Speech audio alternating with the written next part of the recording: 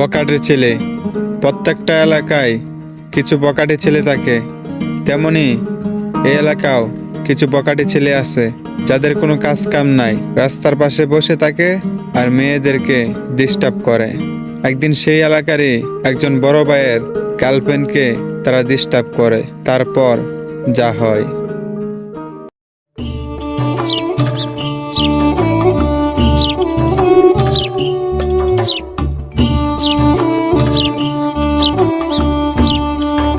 চুমকি চলেছে একা পথে, সঙ্গী হলে দুষ্কৃতাতে। রাগ করো না সুন্দরী গো।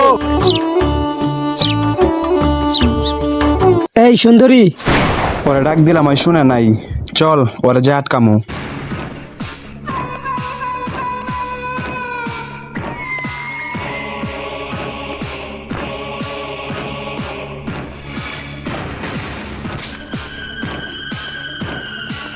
কিরে তোরা ডাক দিলাম, তুই কারাস নাই কেন? কি সমস্যা, আমার আটকেছেন কেন? তোকে আমার ভালো লাগে তাই।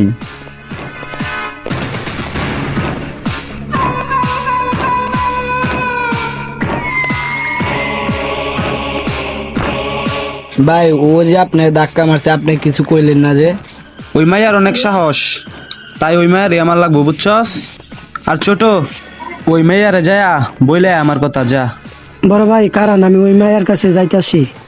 এই ভাবি দাঁড়ান, এই ভাবি দাঁড়ান। বড় ভাই আপনার জন্য ফুলটি পাঠাইছে। বড় ভাই ফুল পাঠাইছে মানে?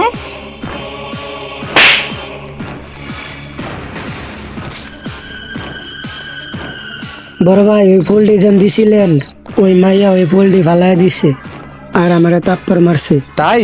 হ। এই খারা বড় ভাই, তাই বয় না, বয় বয়। আসসালামু আলাইকুম। ওয়ালাইকুম সালাম।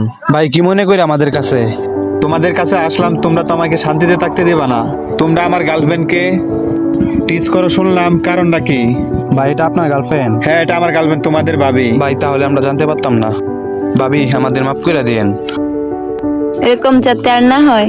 আচ্ছা আর কোন এরকম করবো না। আচ্ছা ঠিক আছে, তোমরা আমার ছোট ভাই, আমার কাছে মাপ চাইছো, মাফ করে দিলাম। আর কখনো এমন হয় না যেন।